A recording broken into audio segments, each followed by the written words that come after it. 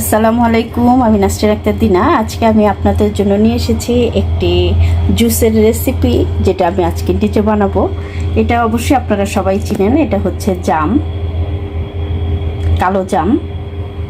এটা দিয়ে আজকে আমি জুস বানাবো। আমি দেখিয়ে দিচ্ছি আমার কি কি লাগছে। আমি এখানে চিনি নিয়ে নিয়েছি পরিমাণ মতো, এর সাথে নিয়েছি এখানে জলজিরা পাউডার।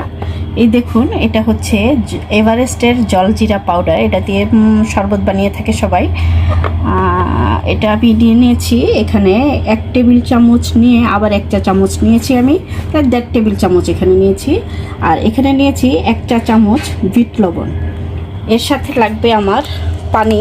আমি এখানে 1/2 লিটারের একটা বোতল নিয়ে নিয়েছি, যতটুকু লাগে আমি ইউজ করব। প্রথমে আমি জামটাকে একটা বাটিতে ঢেলে দিচ্ছি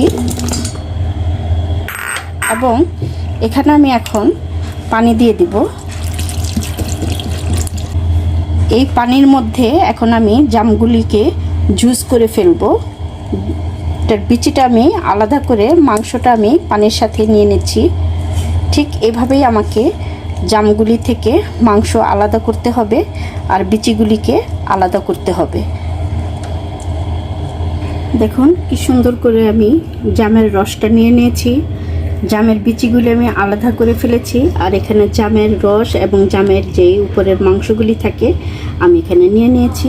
এখন আমরা চলে যাব জামের জুস বানাতে। বিচিটা আমাদের প্রয়োজন নেই, বিচিটা আমরা সরিয়ে দিলাম। প্রয়োজন হচ্ছে জামের রস, চিনি, জিরা পাউডার, আর লাগছে আমাদের বিট লবণ। এভারেস্টের জিরা পাউডার, এটাতে অনেক কিছু মিলানো আছে, আপনারা কিনলেই দেখতে পাবেন। তাহলে চলুন আমরা চলে যাই এখন জুস বানাতে।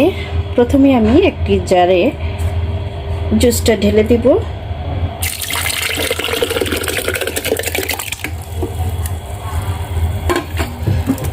আর একটু পানি দিয়ে দিচ্ছি। আমার পুরো 500 গ্রাম পানি লেগেছে এখানে, 1/2 লিটার পানি। তারপর আমি দিয়ে দিচ্ছি চিনি।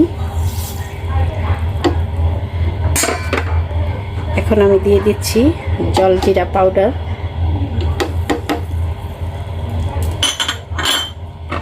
এখন দিয়ে দিচ্ছি আমি বিট লবণ।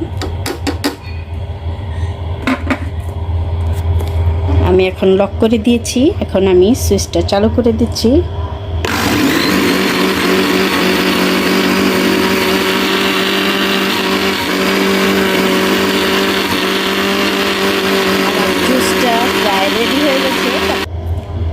জামের জুস রেডি হয়ে গেছে। আমি এখন এটাকে বোতলে ভরে ফ্রিজ আপ করব, ইফতারির সময় নামাবো।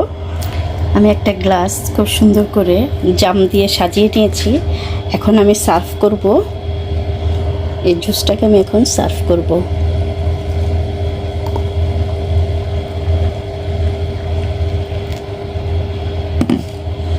হয়ে গেল আমার জামের জুস।